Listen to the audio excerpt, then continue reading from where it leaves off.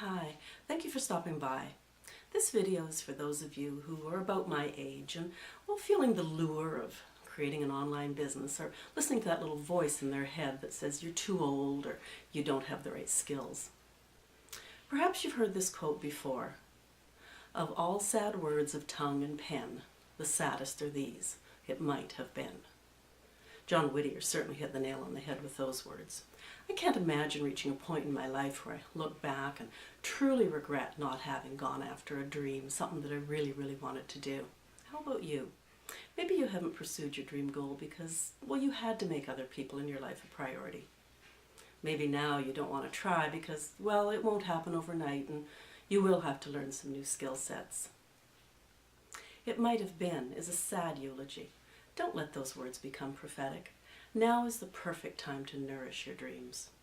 And I'm here to show you that dreams and success have no age limit. Anna Mary Robertson Moses is one of the biggest names in American folk art, and she didn't even pick up a brush until she was well into her 8th decade.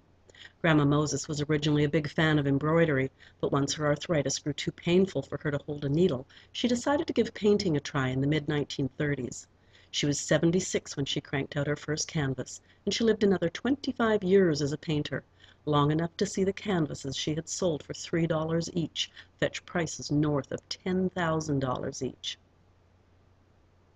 Now everyone knows Angela's Ashes, the story of Frank McCourt's dire childhood, for which he received both the Pulitzer Prize and the National Books Critics Circle Award. A movie was made from his book, which became rather successful and thus also gave the novel another boost. What most people don't know, however, is that Frank McCourt didn't take up writing until he was 65. Before that, he was a teacher and led a rather ordinary life. Laura Ingalls Wilder's Little House on the Prairie may be some of the world's most beloved children's books, but Laura was certainly no spring chicken when she sat down to write them. She didn't publish her first novel until she was 65 years old, and she still managed to crank out 12 books in her series. Whether you know it or not, you probably owe Edmund Hoyle a silent thank you each time you reach for a deck of cards. The Englishman is considered to be one of the world's first technical writers on the rules of card games, and he didn't put pen to paper as a young card shark.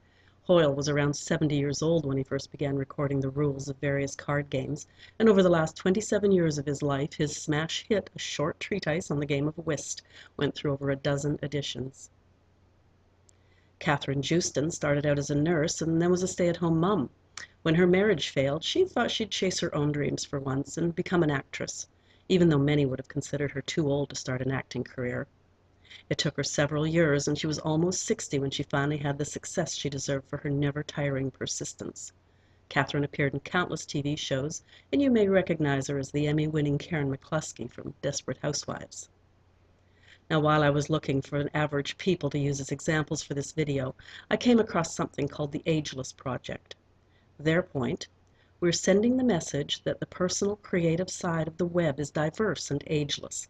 If you have a personal, non-commercial site or blog that's original and don't mind sharing your birth date, you might help us prove the point. Well, my message, my point, is that there are bloggers here that have birth dates all the way back to 1923.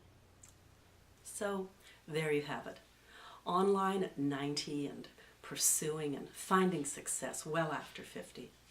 So please don't tell me you're too old. Go dust off those dreams and start telling yourself it might all be possible.